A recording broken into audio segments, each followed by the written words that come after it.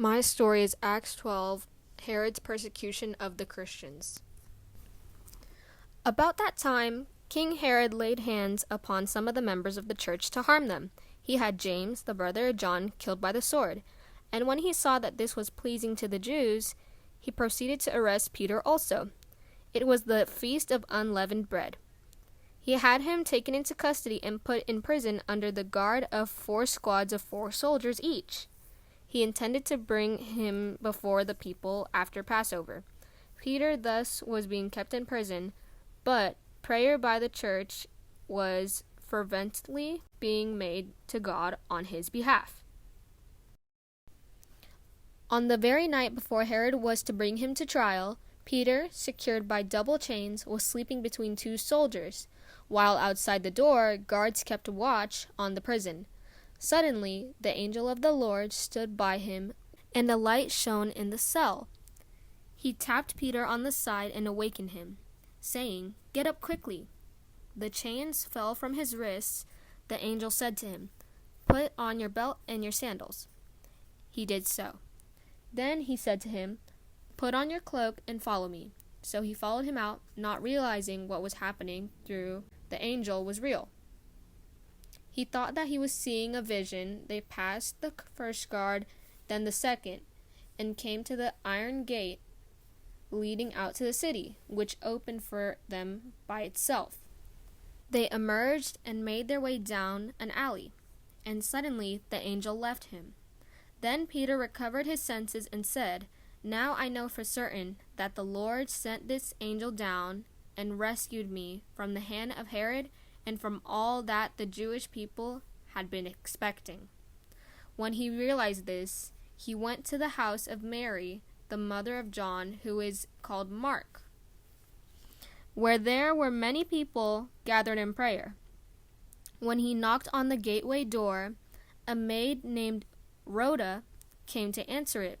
She was so overjoyed when she recognized Peter's voice that instead of opening the gate, she ran in and announced that Peter was standing at the gate. They told her, "You are out of your mind." But she insisted it was so.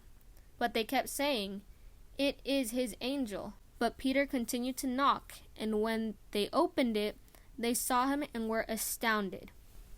He motioned to them with his hands to be quiet and explained to them how the Lord had led him out of the prison, and said, "Report this to James and the brothers."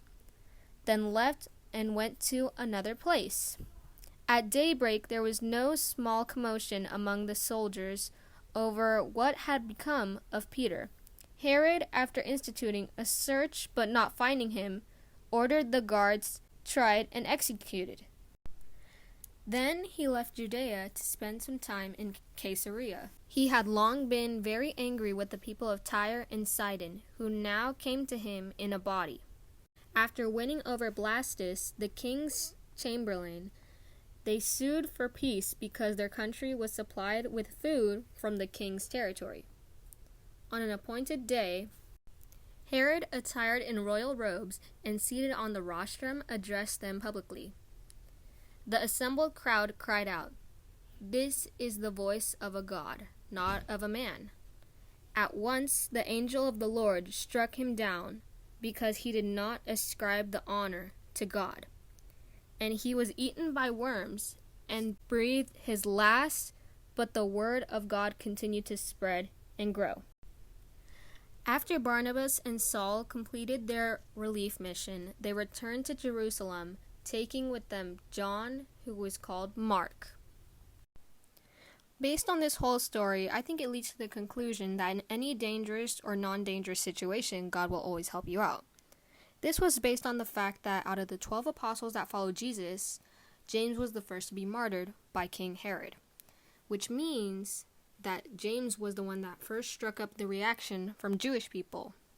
Since he was known as King of the Jews, he wanted to do anything to make them happy. Based on that, he took Peter in as a prisoner, chained him up, and was preparing to kill him. But since he ended up getting freed by an angel sent from God, it shows that the deeper meaning of this chapter is that It's important to stay loyal to your faith because it can help you out at any time. And in general, it's important to stay loyal to your faith because not only it will benefit you, but it could also benefit your family, your friends, others. Like, just staying loyal to your faith can help out overall. This can also be backed up with the fact that when Peter was chained up in prison, everyone from the church was praying for him. Some video clips I used are from Slapstick Theater, Peter Escapes from Prison by Saddleback Kids. And the other clips I used from another video are Herod Puts Peter in Prison, United Prayer Work Series by Revival and Reformation. And lastly, the website source I used is United States Conference of Catholic Bishops. Thank you for watching.